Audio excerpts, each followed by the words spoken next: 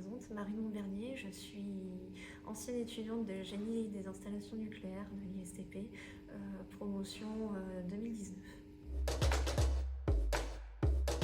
Je suis partie au Japon au sein de la JAEA, qui est la Japan Atomic Energy Agency, qui est l'équivalent du CEA mais au Japon. Travailler sur la technologie sodium notamment pour les centrales nucléaires à neutrons rapides. Travailler en fait sur la technologie sodium, donc l'objectif c'était bien d'optimiser la mouillabilité, si on peut dire, du sodium sur une surface métallique, ce qui représente un petit peu la façon dont la goutte de sodium va glisser sur le métal. Et les Japonais travaillaient sur une approche plutôt moléculaire, donc avec des liaisons moléculaires pour l'optimisation.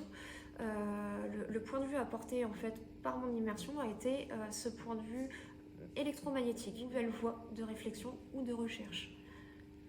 D'où la publication scientifique par la suite.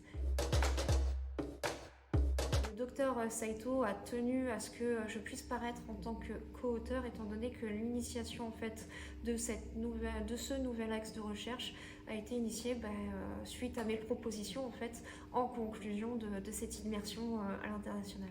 La publication a été faite par Elsevier, qui est un magazine de publication internationale. C'est assez incroyable en fait, je trouve, pour une étudiante de se retrouver publiée suite à un stage effectué dans un autre pays. Je m'attendais pas à ce que mes travaux aillent si loin en fait, et c'est gratifiant suite au travail réalisé et à l'acharnement, à l'audace apportée aussi sur le projet. L'ouverture d'esprit apportée par l'ISTP a permis aussi une meilleure adaptabilité au niveau du Japon du moins, et tout ce qui est bagage du moins chimique et réaction chimique on va dire m'a permis aussi d'avancer sur ce domaine qui est le sodium dans la recherche.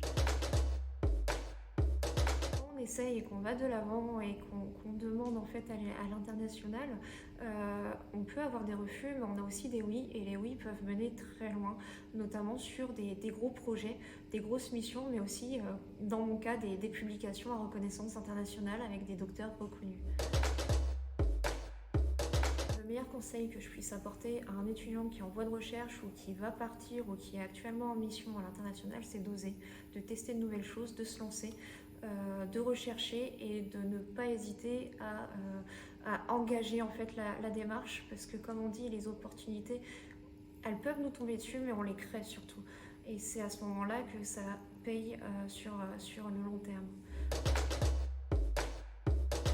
Aujourd'hui, je suis consultante HSE, donc dans l'industrie. Je viens apporter en fait une vision plus sécuritaire pour les industriels, et je viens les aider en fait à se conformer en fait à la réglementation française, mais aussi internationale sur les chantiers et les milieux industriels.